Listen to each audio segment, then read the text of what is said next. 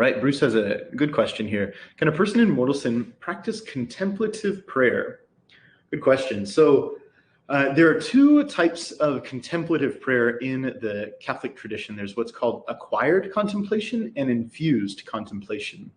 So acquired contemplation is a form of contemplation or contemplative prayer that is more natural. Obviously, it's prayer, so there's a connection with the divine, but its principle is really a natural one. The person has calmed themselves down and is in this state of meditation, contemplation, and there's a great simplicity to the prayer at that time.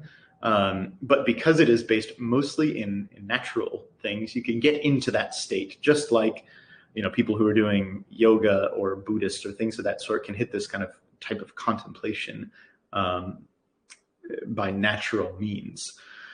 Now, there's the whole question of how much prayer is really possible when you're in the state of mortal sin. Obviously, God still listens to the sinner. He hears the cry of everybody. He hears the prayer of everybody. But the union with God obviously is very limited at that point, because we don't have sanctifying grace, but God still can give us the actual grace to pray and to speak to him at that time.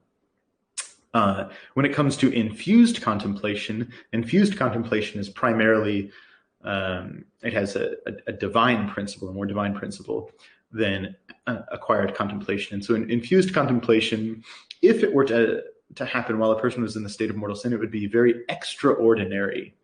So it would be by some extraordinary act of God to place the person into that situation and to infuse them with contemplative prayer. But ordinarily, it would only be a person in the state of grace who has the supernatural life already, who would have that experience of infused contemplation. Good question.